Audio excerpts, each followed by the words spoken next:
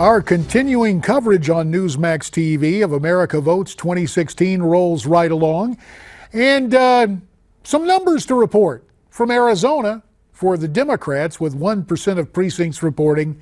Looks like Hillary Clinton has almost doubled the vote total of Bernie Sanders, 61% for Secretary Clinton, 36% for Senator Bernie Sanders. Based on exit polling and what we are hearing from some of the other news organizations, it would appear that it will be a big night for both Hillary Clinton and for Donald Trump on the Republican side.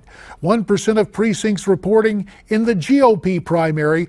Donald Trump out to a substantial lead, 45%, 20% for Ted Cruz, and John Kasich trails at 11%. With these results, as early as they are, although they're getting to us late after 11:15 Eastern Time, let's bring back our panel. And they're very nice for hanging in with us tonight. Screen left from Northern Virginia, presidential historian Craig Shirley. Center screen, the editor-in-chief of Politistic.com, Jennifer Burke from Mesa, Arizona, and from Newsmax, Washington, the former Illinois congressman and my classmate from 1994, Michael Patrick Flanagan, now the president of Flanagan Consulting. So MPF, given your Chicago experience, we know that out there, certain wards, certain precincts, the reports are delayed. I don't think that's necessarily what's happening in my old state of Arizona tonight. I just think they had a lot of people showing up to vote. Well, if you watched in the recent Illinois primary, Cook County didn't come in till very, very late, and that's to make sure that Hillary won. I think that's a very good observation, and even with early voting, it's not done counting until they've counted it for the last time, as Dick Daley once observed. Vote early, vote often. I think you might be interested. I think it's probably more than 1% in, because the raw vote total for Donald Trump is 100,000 plus. Over Cruz's, a little over half that. And so unless there's going to be 10 million votes cast in Arizona, I think you're more than 1% in.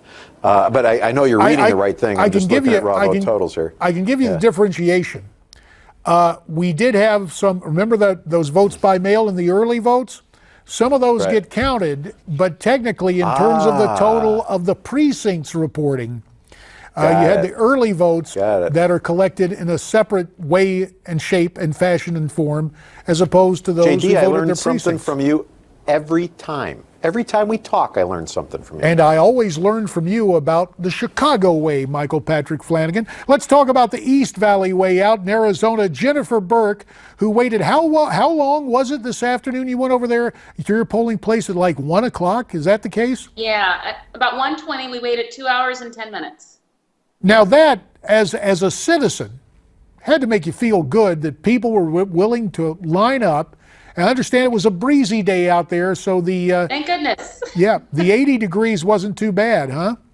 And we see some lines right there. It felt cooler in the beginning, and I'll tell you what, even when people would walk up and the line was long, and they kind of have to reposition the line to get people in the shade, people saw the length of the line, and they still walked the trek all the way to the back of the line in order to vote. And so that was good. And listening to conversations, I could tell it was, at least in my area, a lot of very educated voters. You know, early voting here in Arizona started February 24th, which is super duper early, almost a month before the primary actually happened. And a lot has changed between now and then. And I'll bet you some people are kicking themselves for taking that vote, especially if their person is no longer in the race, or if they've changed their mind based upon things that have happened. Yeah, well, that's the risk you run when you try to avail yourself of the convenience of going in very early. Michael Patrick Flanagan, Dick Morris was with us earlier tonight, and we talked about a new column he has out saying that Donald Trump has attracted about 14 million new voters into the primary process just at this early stage. The intensity for Trump is something that, well, it's fairly impressive. I think Dick's observation is great, but I think the other half of that is something that might explain why a lot of very well-meaning, very wonderful Republicans are losing their mind over Trump. And I think this is it. And it's taken me a long time to get to this place, but this is it. Trump is an urbanite like I am. And so when I hear him, I hear someone I'm familiar with. But we're blunt. We're muscular in the way we talk and the way we behave. We have a certain forwardness that your average suburbanite in their McMansion is a little off-put by. And I think that Trump has them losing their mind because they don't see him as the intellectual conservative who can argue some subsection of something someplace, which they're most comfortable with. We used to call them WASPs, but we don't anymore because there's lots of people that fall under that thing. But the champagne-sipping crowd, the silk-stocking Republicans, have no time for this.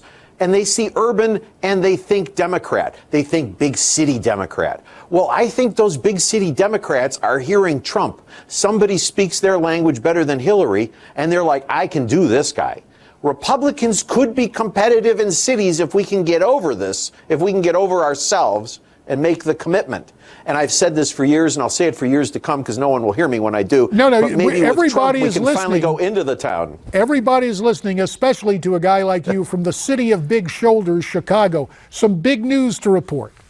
Two news organizations, NBC News and Fox News, now say that Donald Trump has won the Arizona Republican primary. Donald Trump projected the winner tonight in the 48th state to join our union, the Valentine state it was called because it became a state on February 14th, 1912. Arizona, the Republican primary, won tonight by Donald Trump. Now, Jennifer Burke, we know that you have been very passionate as a conservative for Ted Cruz. There's much to admire about Senator Cruz, but your thoughts tonight about unifying this party and moving on toward November? You know, I think really, in fact, Matthew and I, my husband, were having a conversation before this started. And I think if Trump has any hope of unification of the party, then he needs to stop his projection of calling people liars with absolutely no basis. You know, I'm not a former limousine liberal. I grew up in a 1,200 square foot house with my 5 brothers and sisters and my 2 parents. And the thing that I don't like about Trump, I was a teacher for 12 years. And I've told people this many times. I wouldn't have accepted, I watch his Twitter account. It's actually kind of scary to read. And I tell people, I wouldn't accept that kind of behavior from a 5th grade child. I'm not going to accept it from a presidential candidate. I don't think it has anything to do with urban or suburban. I did not grow up in, this wealthy McMansion urban area. It has to do with integrity and a level of truthfulness. And I saw Trump get to that a little bit last fall until Ted Cruz started doing better in the polls. And then he started with the multiple attacks on Ted Cruz to see which one would stick. I wish with Trump winning different states like he would, I wish that Trump, I think it was back in November, would reappear. He could still tell it like it is. He could still be brash without being crude, vulgar, and calling people liars with no basis. Well, one thing for sure, it has broken through all the other noise, Michael Patrick Flanagan. And it's interesting to hear Jennifer almost echoes of George Bernard Shaw and a kind of political Pygmalion, if you will. I don't think we'd ever, I don't know if we'll call Mr. Trump My Fair Donald, but do you think he will round off some of these sharp edges and become a bit more diplomatic as his margin grows in terms of the delegate count? Well, he has to. And first, let me say to my good friend from Arizona and writer of the most excellent blog, there are all kinds of people who are very dedicated to a different candidate than Donald Trump, and those were not the people I'm talking about.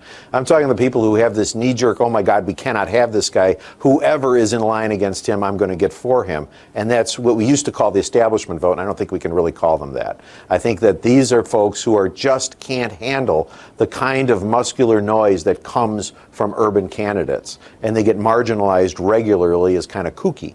And it's okay. But they sound like Democrats, and that's why he's going to bring so much over with him. Does he have to be nice now? Absolutely. That's the first job of the guy who wins the primaries, is to turn around and say, will you please join me? And what can I do to bring you over? And how can I conciliate to you? And Donald Trump must do that, and I think he will. And I think it's appropriate that he does do that, because Ted Cruz and his people will bring much to the party, have brought much to the party, will continue to bring much to the party, and Trump must make overtures, and I believe absolutely will.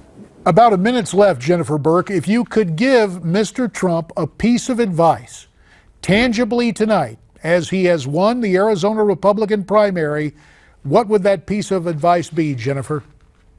I want to start off by saying I know the delegate count is one thing. I'm not counting Ted Cruz out. I don't know that Trump's going to get to 1237.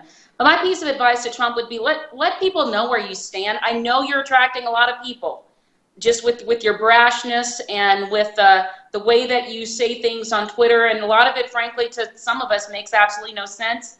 But after all these months, I don't have very much of a clue as to where you stand, especially based on your flip-flops. Don't be afraid to say, you know what, I didn't say the right thing. Or don't tell us I never said that when we have you on record saying it.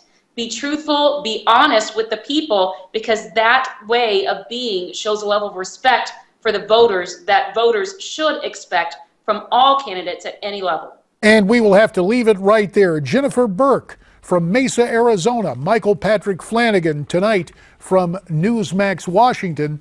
Thank you very much for your time. Our apologies when we lost the Skype connection for Craig Shirley, but we thank him as well.